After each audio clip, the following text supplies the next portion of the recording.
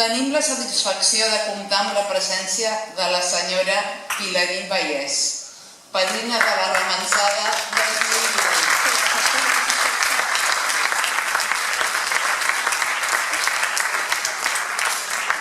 Il·lustradora, guardonada amb el Premi Serra d'Or el 1993, la Creu de Sant Jordi el 1991, medalla d'or la ciutat de Vic.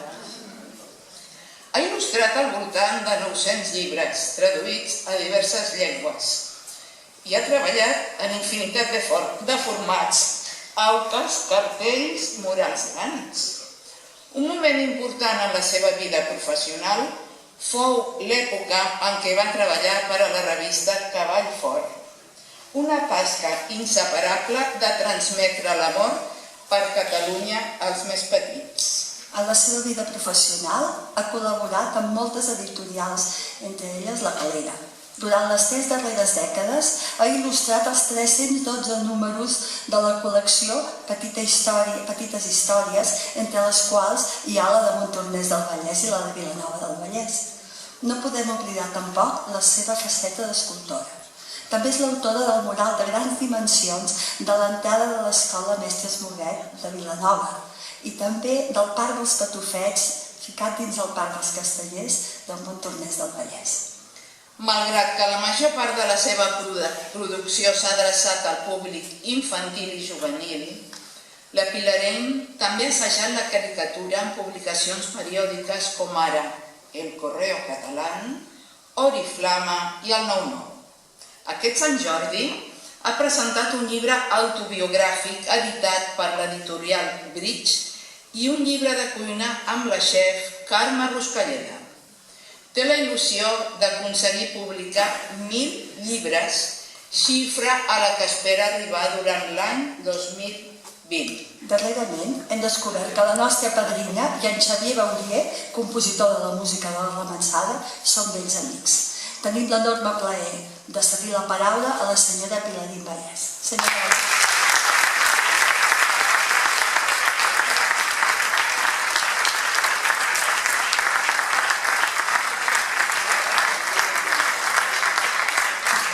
Aquestes remences ho saben tot. Deuen ser la secció d'espionatge de la remensa. Li va bé aquí? Sí, per mi és un gran honor que m'hagueu convidat a ser la padrina de l'edició d'aquest any. Per molts motius. Per ell mateix, però uns motius que guardo en secret per dir-vos-els ara mateix.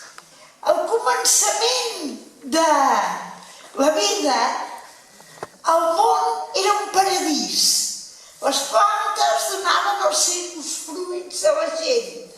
Els animals es posaven a dintre les cassoles per fer cuinats. Era fantàstic. Però aquella serp tan dolenta va fer aquell malentès amb la poma total, que Déu va dir: a partir d'ara us guanyareu el pa amb la suor del vostre front. És veritat que els poetes antics van dir que la vida del camp era bucòlica, potser perquè ja havien començat a funcionar les ciutats i es veia que la vida a les ciutats era més complicada i més difícil. La veritat era que la vida al camp era dura i difícil, però els mals usos la varen fer molt més lletja, molt més dura, molt més del que de veritat havia de ser.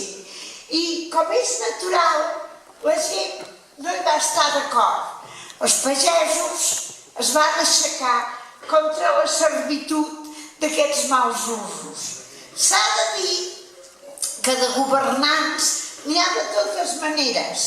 La dona de Martí l'Humà era la Maria de Luna, que era una mica parenta meva. Va ser de la nostra família la que va fer més bon casament. Ningú més ha fet casaments d'aquesta categoria. Però ella va entendre el drama dels pagesos i es va posar a favor. Val a dir que això no es va arreglar fins a la sentència de Guadalupe, que és molts anys després. Però jo volia dir que també tenia uns parents al Montseny que havien vingut de França en el segle XVIII. Ells eren uns pagesos petits amb una casa de pagès molt arraconada allà a la falda del Montseny. I per això em sembla que per dos cantons la història dels remenses pot ser també una mica la història de la meva vida.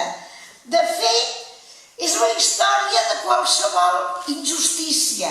Qualsevol injustícia ens ha de revoltar. I aquí tenim aquest cas que és formidable.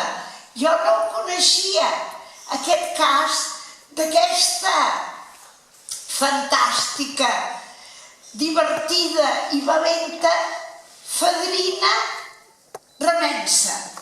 Aquesta noia que va ser una mica Joana d'Arc i que l'hem d'evocar perquè a les virtuts pròpies de les dones remenses, de fer funcionar la casa, d'atendre els nens, d'atendre els animals, d'estar per la guerra si convenia, elles hi van aportar també la contribució a arreglar una situació molt penosa i molt trista i no volguda per ningú.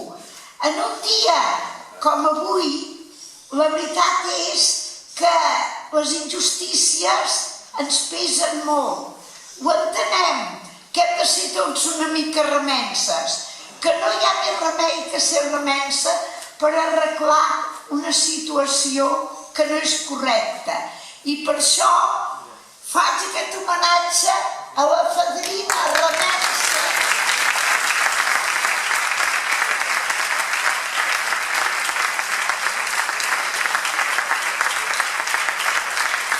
que ens marca el camí. Moltes gràcies.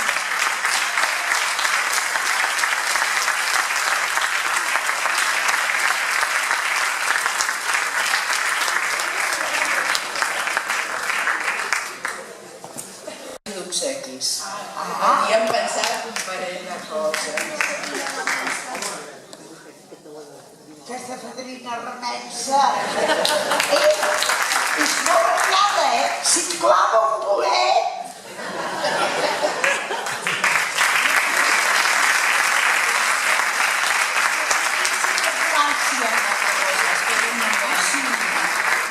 La remensa Carme Pineda li entregarà un vano pintat a mà, disseny d'ella mateixa.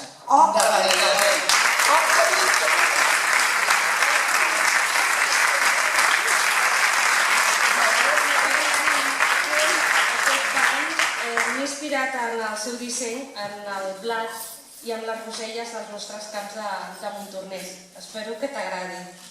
Oh, sí que m'agradarà molt, perquè, us dic la veritat, un bano tan xulo com aquest, us ho prometo que no l'he tingut mai.